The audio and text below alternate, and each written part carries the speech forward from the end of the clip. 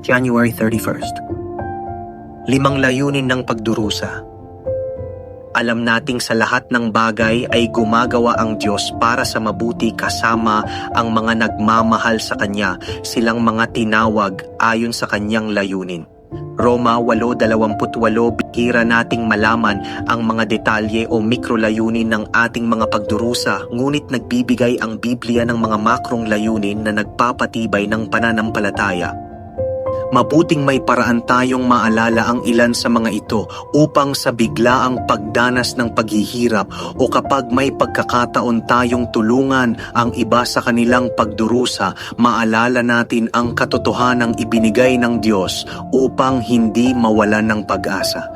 Isang paraan upang maalala ito ay ang 5 R's, o kung mas madali, piliin lang ang 3 at subukang tandaan.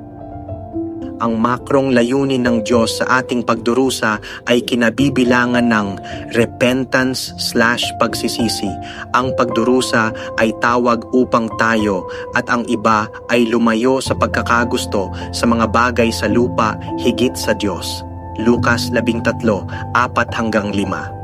Ang 18 namatay nang mabagsakan ng tore sa Siloe. Sa akala ba ninyo'y higit silang makasalanan kaysa sa ibang naninirahan sa Jerusalem?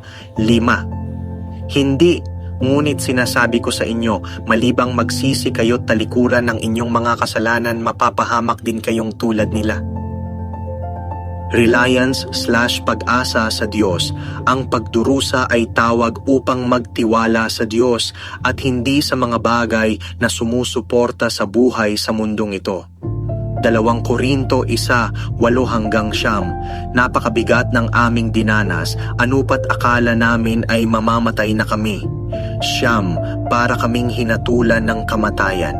Subalit nangyari iyon upang huwag kaming manalig sa aming sarili, kundi sa Diyos na muling bumubuhay sa mga patay. Righteousness/kabanalan. Ang pagdurusa ay disiplina mula sa ating mapagmahal na Ama sa langit upang makibahagi tayo sa Kanyang kabanalan at kalinisan. Hebreo 12:6-11. Sapagkat dinidisiplina ng Panginoon ang mga minamahal niya at pinapalo ang itinuturing niyang anak. Para sa ating kabutihan ang Kanyang disiplina upang tayo'y makibahagi sa Kanyang kabanalan. Sa ngayon, tila masakit ang disiplina, ngunit sa kalaunan ay nagbubunga ng kapayapaan at katuwiran sa mga naisinanay. Reward/gantimpala.